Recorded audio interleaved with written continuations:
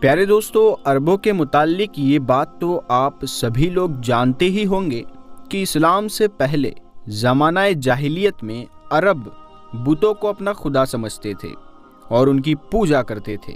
اس وقت ان کے 3 بڑے بت تھے جن کو وہ دیوتاؤں کا سردار مانتے تھے، جن کا نام لات، منات اور عزا تھا۔ ان تینوں میں سے آج ہم آپ کو عزا نامی دیوی کے متعلق بتائیں گے۔ عزا سردار دیویوں میں سے ایک تھی۔ مکہ اور طائف کے درمیانی راستے میں وادی نخلا ہے اور اسی وادی میں ہی یہ عزا دیوی کا مندر تھا۔ وادی نخلا وہی جگہ ہے جہاں حضور پاک صلی اللہ تعالی علیہ وسلم کی ملاقات جنوں کے ایک گروہ سے ہوئی تھی اور انہوں نے آپ صلی اللہ تعالی علیہ وسلم کی دعوت پر اسلام قبول کیا تھا۔ قریش اور دوسرے قبائل وادی نخلا میں مذہبی رسومات پوری کرنے کے لیے آتے تھے۔ اس کے علاوہ عزا دیوی کے مندر میں تمام لوگ عزا دیوی کے لیے جانوروں کی قربانی بھی کرتے تھے اور اس مندر میں چڑھاوے بھی چڑھاتے تھے۔ باقی تمام بتوں کی نسبت عزا کی بہت زیادہ عزت اور تکریم کی جاتی تھی۔ روایتوں سے پتہ چلتا ہے کہ عزا دیوی ایک شیطان عورت تھی اور اس کی رہائش وادی نخلا میں پائے جانے والے 3 چھاؤں کے درخت پر تھی۔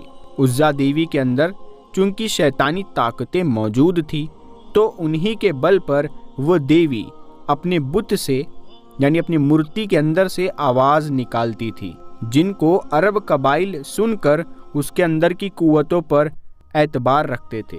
یہ دور ایسے ہی چل رہا تھا کہ انہی دنوں اللہ تعالیٰ نے حضرت محمد مصطفیٰ صلی اللہ تعالیٰ علیہ وسلم کو مبعوث فرمایا اور آقائے دو جہاں حضرت محمد مصطفیٰ صلی اللہ تعالیٰ علیہ وسلم نے لوگوں کو بتوں کی پوجا سے منع فرما دیا۔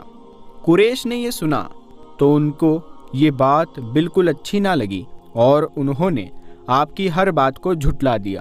فتح مکہ کے وقت حضور اکرم صلی اللہ تعالیٰ علیہ وسلم نے خانہ کعبہ میں موجود تمام بتوں کو توڑ دیا، لیکن عزا دیوی کے مندر میں موجود بت اس وقت تک وہاں سلامت رہا اور اس کے ماننے والے عقیدت مند اس کی پوجا اسی زور و شور سے کر رہے تھے۔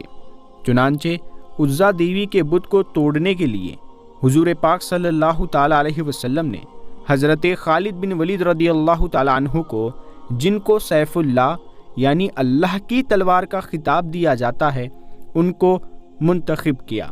حضرت خالد بن ولید رضی اللہ تعالیٰ عنہ 3 گھڑ سواروں کے ہمراہ وادی نخلا کی طرف روانہ ہوئے۔ حضرت خالد بن ولید اسلام کے سب سے بڑے سپہ سالار کی حیثیت سے بھی مشہور ہے۔ حضرت خالد بن ولید رضی اللہ تعالیٰ عنہ نے 125 جنگوں میں حصہ لیا اور کسی ایک جنگ میں بھی شکست نہیں کھائی۔ یہ حضرت خالد بن ولید رضی اللہ تعالیٰ عنہ کی ہی طاقت تھی، جنہوں نے قیصر و کسریٰ جیسی بڑی سلطنتوں کو تباہ کر کے مدینہ جیسی چھوٹی سی ریاست کو عالمی ریاست کا حصہ بنایا۔ لیکن اس بار حضرت خالد بن ولید رضی اللہ تعالیٰ عنہ جس طاقت سے لڑنے جا رہے تھے، اس شیطانی قوت کی حقیقت تو صرف اللہ تبارک و تعالیٰ یا اللہ کے نبی حضرت محمد صلی اللہ تعالیٰ علیہ وسلم ہی جانتے تھے۔ فتح مکہ سے کچھ روز بعد 25 رمضان المبارک کو حضرت محمد صلی اللہ تعالیٰ علیہ وسلم نے حضرت خالد بن ولید سے فرمایا کہ تم وادی نخلا کی طرف جاؤ اور اس کے اندر موجود 3 چھاؤں والے درختوں کو تلاش کر کے کاٹ ڈالو۔ جب تم 3 چھاؤں والے درختوں کو تلاش کر لو تو ان میں سے پہلے چھاؤں والے درختوں کو کاٹ دو۔ اس سے مراد ایسا درخت ہے جو خودرو ہوتا ہے، اس کو انگلش میں ٹیمرس کہتے ہیں۔ یہ کسی بھی جگہ بنا پانی کے خود بخود اگنے لگتا ہے۔ حضرت خالد بن ولید رضی اللہ تعالیٰ عنہ نے وادی نخلا کی طرف رستے سفر باندھا اور وہاں 3 چھاؤں والے درختوں کو تلاش کر کے ان میں سے پہلے چھاؤں والے درخت کو کاٹ ڈالا۔ جب حضرت خالد بن ولید رضی اللہ تعالیٰ عنہ اس عمل کو انجام دینے کے بعد واپس آ کر تو آپ صلی اللہ تعالیٰ علیہ وسلم نے فرمایا کہ جب تم نے اس درخت کو کاٹا تو کیا تمہیں کچھ دکھائی دیا تھا یا کوئی ایسی بات ہوئی تھی جو تمہیں غیر معمولی محسوس ہوئی؟ اس کے جواب میں حضرت خالد بن ولید رضی اللہ تعالیٰ عنہ نے عرض کیا کہ نہیں یا رسول اللہ صلی اللہ علیہ وسلم، مجھے وہاں کچھ بھی عجیب یا غیر معمولی محسوس نہیں ہوا۔ اس پر حضرت محمد صلی اللہ تعالیٰ علیہ وسلم نے فرمایا کہ تم واپس جاؤ اور وادی نخلہ کے 3 چھاؤ والے درخت میں سے دوسرا درخت کاٹ ڈالو۔ حضرت خالد بن ولید رضی اللہ تعالیٰ عنہ نے حضور اکرم صلی اللہ تعالیٰ علیہ وسلم کے حکم کی تعمیل کرتے ہوئے وادی نخلہ کے 3 چھاؤ والے دوسرے درخت کو بھی کاٹ دیا۔ واپس جب خدمت اقدس صلی اللہ تعالیٰ علیہ وسلم میں حضرت خالد بن ولید رضی اللہ تعالیٰ عنہ پہنچے تو آقا دو جہاں صلی اللہ تعالیٰ علیہ وسلم نے پھر سے وہی سوال دہرایا کہ اے خالد، کیا دوسرے درختوں کو کاٹنے پر تمہیں کوئی آواز یا تم نے کچھ غیر معمولی دیکھا؟ اس بار بھی حضرت خالد بن ولید رضی اللہ تعالیٰ عنہ نے نہیں میں جواب دیا۔ اس بار پیارے آقا صلی اللہ تعالیٰ علیہ وسلم نے فرمایا کہ واپس جاؤ اور تیسرے 3 چھاؤ والے درختوں کو بھی کاٹ ڈالو۔ حضرت خالد بن ولید رضی اللہ تعالیٰ عنہ جب اس درخت کو کاٹنے کے لیے وادی نخلہ میں آئے تو دیکھا کہ ایک بدصورت شکل شیطان عورت وہاں کھڑی ہے، جس نے خوفناک حالت میں اپنے بال پھیلا رکھے ہیں اور انتہائی غصے کی حالت میں اپنے دانت پیس رہی ہے۔ اس کے علاوہ اس عورت کے پیچھے عزا دیوی کے مندر کا ایک پنڈت بھی چلا آ رہا ہے۔ اس کا نام دبیہ بن سلمہ تھا۔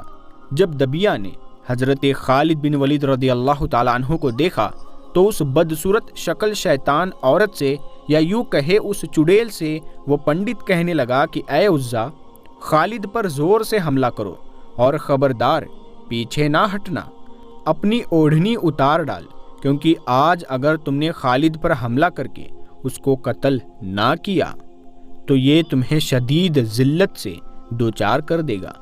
حضرت خالد بن ولید نے جب یہ سنا تو عزا سے اس طرح مخاطب ہوئے، اے عزا، میں تجھے پاک اور مقدس نہیں مانتا اور میں دیکھ رہا ہوں کہ اللہ نے تجھے ذلیل و رسوا کر دیا ہے۔ یہ کہہ کر حضرت خالد بن ولید رضی اللہ تعالیٰ عنہ نے عزا پر حملہ کر دیا اور اپنی تلوار سے اس کے سر پر وار کر کے سر کو تن سے جدا کر دیا۔ حضرت خالد بن ولید نے وار کے بعد جب دیکھا تو وہ شیطان عورت عزا جل کر راکھ بن چکی تھی۔ حضرت خالد بن ولید رضی اللہ تعالیٰ عنہ نے اس کی رہائش والے 3 چھاؤ کے درخت کو بھی کاٹ ڈالا اور دیوی کے مندر کے محافظ دبیہ بن سلمہ کو بھی قتل کر دیا، اور اس طرح اس برائی کو ہمیشہ ہمیشہ کے لیے جڑ سے اکھاڑ پھینکا۔ اس کے بعد جب حضرت خالد بن ولید رضی اللہ تعالیٰ عنہ آقا دو جہاں صلی اللہ تعالیٰ علیہ وسلم کی خدمت میں حاضر ہوئے اور یہ سارا واقعہ آپ صلی اللہ تعالیٰ علیہ وسلم کے سامنے بیان کیا، تو آپ صلی اللہ تعالیٰ علیہ وسلم نے اس واقعے کو سننے کے بعد فرمایا کہ اے خالد، آئندہ عربوں میں عزا نہ ہوگی اور نہ عزا کی عبادت کی جائے گی۔ پیارے دوستو، حضور پاک صلی اللہ تعالیٰ علیہ وسلم کی پیدائش پر جنات کی سرکشی کم ہو گئی۔ امام زین العابدین رضی اللہ تعالیٰ عنہ فرماتے ہیں کہ سب سے پہلے حضور صلی اللہ تعالیٰ علیہ وسلم کی نبوت کی خبر مدینہ میں اس طرح پہنچی کہ مدینہ کی ایک عورت سے ایک جن کو عشق تھا۔ وہ پرندے کی شکل میں عورت کے گھر کی دیوار پر آ کر بیٹھ جاتا اور موقع پا کر برائی کر لیتا۔ اتفاقاً چند روز تک اس کا آنا بند ہو گیا، پھر اچانک ایک دن وہ دیوار پر آ بیٹھا تو عورت نے پوچھا، کیا بات ہے، اتنے دنوں سے کہاں غائب تھے؟ اس پر اس جن نے کہا، اب میں تم سے رخصت ہوتا ہوں، اب تم مجھ سے ملنے کی آئندہ امید نہ رکھنا، کیونکہ اب وہ ہستی آ چکی ہے جس کی آمد پر ہمارا انسانوں کے گھروں میں رہنا منع قرار دے دیا گیا ہے۔ اس کے ساتھ ہی زنا اور بدکاری کو بھی حرام قرار دے دیا ہے۔ حضور پاک صلی اللہ تعالیٰ علیہ وسلم کے حکم پر زمین نے نافرمان کے پیر دھسا دیے۔ جب حضور صلی اللہ تعالیٰ علیہ وسلم مکہ معظمہ سے ہجرت فرما لی اور غار ثور میں قیام فرمایا تو انعام کی لالچ میں سراقہ نامی ایک شخص نے آپ صلی اللہ تعالیٰ علیہ وسلم کا پیچھا کیا اور غار کے قریب پہنچ کر کہنے لگا، اے محمد، اب آپ کو مجھ سے کون بچائے گا؟ حضور صلی اللہ تعالیٰ علیہ وسلم نے فرمایا، یقیناً اللہ تعالیٰ میری حفاظت کرے گا۔ اتنے میں جبرائیل علیہ السلام حاضر ہوئے اور عرض کیا، اے پیارے رسول، اللہ تعالیٰ فرماتا ہے کہ ہم نے زمین کو آپ کے ماتحت کر دیا ہے، اسی لیے آپ صلی اللہ تعالیٰ علیہ وسلم جو چاہے زمین کو حکم دیجئے، زمین آپ کے حکم کی تابعداری کرے گی۔ چنانچہ حضور صلی اللہ تعالیٰ علیہ وسلم نے زمین کو حکم دیا کہ وہ سراقہ کو پکڑ لے، تو اسی وقت زمین نے سراقہ کے گھوڑے کے پاؤں پکڑ لیے اور گھٹنوں تک اس کے پاؤں دھس گئے۔ جب سراقہ زمین میں دھس گیا تو اس نے ایڑی چوٹی کا زور لگایا مگر گھوڑے نے حرکت نہ کی۔ آخر مجبور ہو کر عرض کرنے لگا، حضور مجھے امان دیجیے اور اس مصیبت سے جان چھڑائیے، میں یہاں سے واپس چلا جاؤں گا اور کسی کو آپ کے اس غار میں ٹھہرنے کی خبر نہ دوں گا۔ حضور صلی اللہ تعالیٰ علیہ وسلم نے فرمایا، اے زمین اسے چھوڑ دے۔ اس حکم کی دیری تھی کہ اسی وقت زمین نے سراقہ کے گھوڑے کے پاؤں چھوڑ دیے اور سراقہ وہاں سے چلا گیا۔ اللہ تعالیٰ ہمیں نیک اعمال کرنے اور گناہوں سے بچنے کی توفیق عطا فرمائے۔ پیارے دوستو، ہم ملتے ہیں آپ کو اگلی ویڈیو میں، تب تک کے لیے السلام علیکم، اللہ حافظ۔